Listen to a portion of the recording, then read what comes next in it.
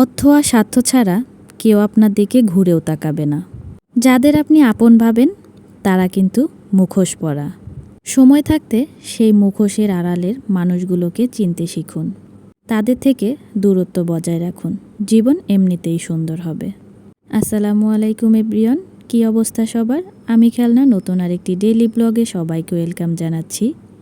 কে কোথা থেকে আমার ভিডিওটি দেখছেন অবশ্যই কমেন্টে জানাবেন। আর আমার ভিডিওটি যদি আপনাদের ভালো লেগে থাকে ভিডিওতে একটি লাইক দিয়ে আপনার ফ্রেন্ড এবং ফ্যামিলির সাথে আমার ভিডিওটি শেয়ার করতে পারেন।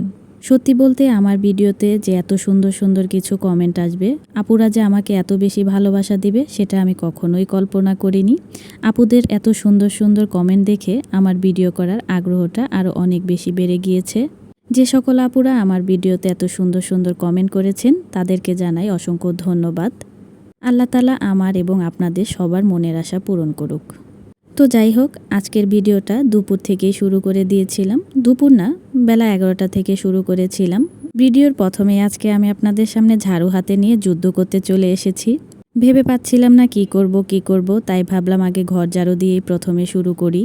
তো এদিকে তাড়াহুড়ো করে ঘরটা ঝাড়ু দিয়ে শেষ করেই আবার বাথরুমে কিছু জমেছিল কাপড়, সেইগুলোকে বারান্দায় শুকা দিতে নিয়ে চলে আসলাম। যেহেতু বাইরে গুড়ি গুড়ি বৃষ্টি, ছাদে যেতে পারবো না, তাই ভাবলাম বারান্দাতেই দিয়ে দিই। তার জন্য আগে কাপড়গুলোই ধুয়ে নিলাম।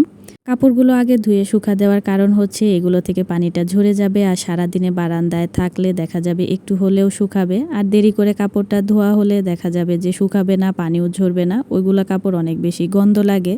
কাপড়গুলো বারান্দাতে মেলে দিয়েই চলে আসি রুমটা মুছে ফেলার জন্য।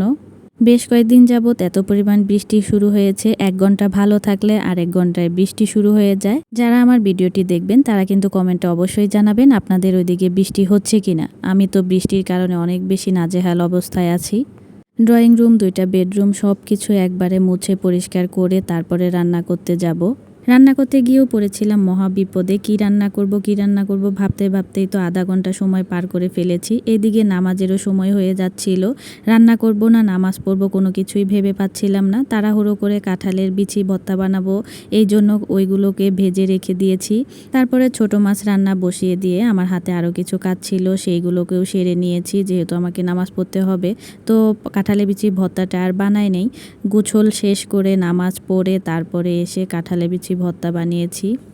সত্যি বলতে আসলে মানুষ ঠিকই বলে যে অলস মস্তিষ্ক শয়তানের কারখানা। আলসামি করতে করতে রান্নাতেও দেরি করেছি, কাজেও দেরি করেছি, যার কারণে নামাজ পড়তেও দেরি হয়ে গিয়েছিল। যাই হোক, আলহামদুলিল্লাহ আমি নামাজ রান্না সব কিছুই সময় মতো করতে পেরেছি, যদিও আমাকে একটু কষ্ট করতে হয়েছে, সব কিছুতে তাড়াহুড়া করতে হয়েছে, তারপরেও আলহামদুলিল্লাহ। এরপরে তাড়াহুড়ো করে রান্নাটা শেষ করে চুলাটা সুন্দর করে পরিষ্কার করে আমি চলে যাই গোসল করতে। গোসল নামাজ শেষ করে এসে ভর্তা বানাই। আপুরা অবশ্যই কিন্তু জানাবেন আপনারা কাঁঠালের বিচি ভর্তা খান কিনা এবং আপনারা ভর্তাটা কেমন করে করেন। আসলে এক এক জেলাতে এক এক রকমভাবে রান্না করা হয়, তো আমি সাধারণত এইভাবেই ভর্তাটা বানাই আর খেতে অনেক বেশি মজা হয়। এই তো কাঁঠালের বিচি ভর্তা, ছোট মাছ রান্না আর গতকালকের একটু ভুড়ি রান্না ছিল। এই তো আমার দুপুরের খাবার। সবগুলো একসাথে নিয়ে নিয়েছি যাতে আমাকে উঠতে না হয়। তারপরে বিকালের নাস্তা বানাই, মুগলাই। তো বিকালের নাস্তা বানাতে বানাতে আপনাদের থেকে বিদায় নিয়ে নিচ্ছি।